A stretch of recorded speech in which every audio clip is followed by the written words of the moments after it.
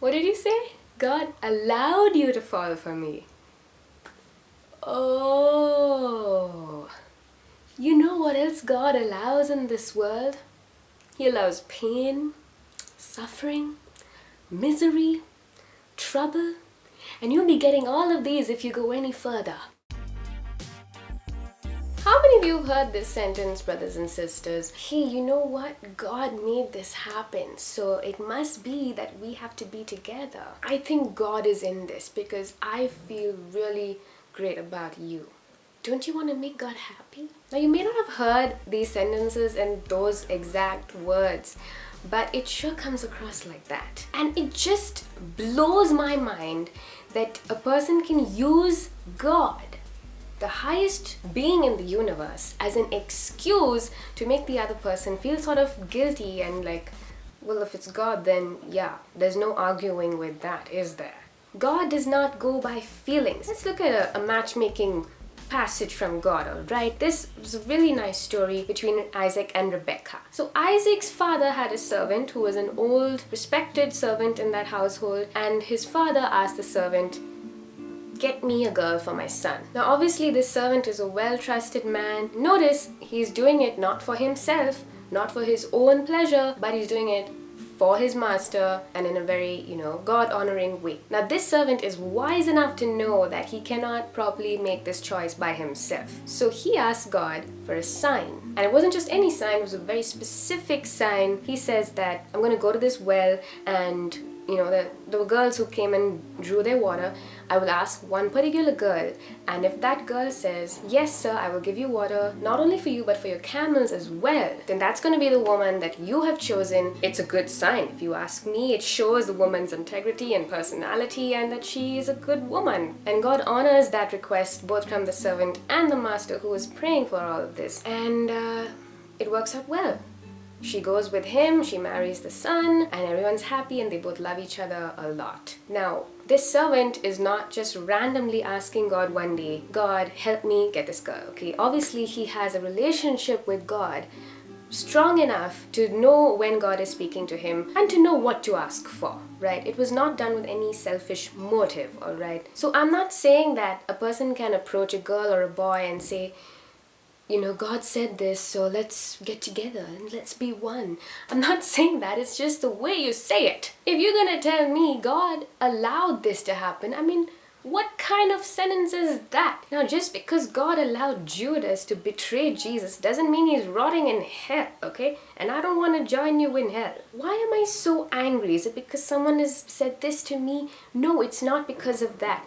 It's because the name of God is being taken as some sort of compulsion to the other person. Like, oh, God said this, so you better listen. Not to me, not to me. I'm not saying I'm not attracted to you at all. God asked me to ask you. That's what makes me angry. You are using the name of God as some sort of catalyst for me to do something that you want. Oh no. No.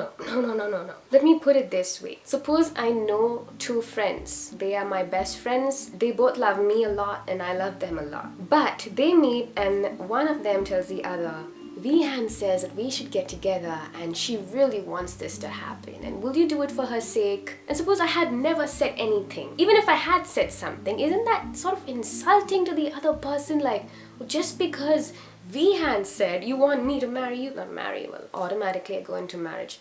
Just because Vihan said you want me to get with you, that's kind of flawed, right? You're not saying that it's because you really want it. You're just bringing in someone else's name to kind of hide under that and say, "I'm not saying anything, I'm just telling you what she said.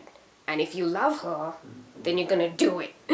No one's gonna get married because I said so. I'm just trying to tell you what this can mean even to God, right? If someone were to tell me that God said I should be with them, I would need to know that they are so close to God. They have such a strong bond with God. They talk to Him every single day, morning till night. They know when God speaks back to them. That even if, supposing they are going somewhere really big, some place that can really change their lives, and it's the dream opportunity, they're on their way, and even if God were to say to their heart, "No, son, turn back, this is not for you," and they were to obey that voice and turn back, then I might consider. Remember that you'll have to keep up this God thing even when your marriage or your relationship goes really, really bad.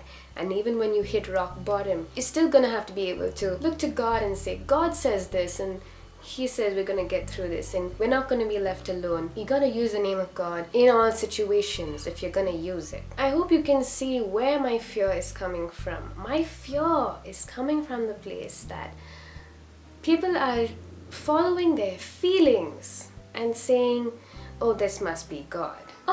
Feelings are so temporary. Do you not know anything about yourself? If I were to trust my feelings, I would have had, 102 boyfriends by now. I do not. I pray about people I like, and I ask God to help me know what to do and how to handle it. I'm the type of person, I need concrete things from God. If I need a very big decision to be made based on God, He'll have to be very, very concrete with me. He can't make me feeling like, I think God is saying this, I think He means that. No. I know myself too well to depend on an I think. And something as big as having a life partner or even a relationship, it's a big deal. Something as big as that. Please, if you're gonna use the name of God, be concrete about it. And then we'll see. And don't lie. Let me give you an encouraging example. My parents were interested in each other at one point of their friendship, but they weren't sure whether God was interested in them getting together, So they each asked God about each other. My mom, she needed concrete advice. She got that whatever evidence she wanted from God, and then she had full peace to go ahead with this relationship. And my dad didn't, though. Almost when they were about to get married, he said, I think I need to ask God about this. And Mom was like, now? You couldn't do that a little earlier?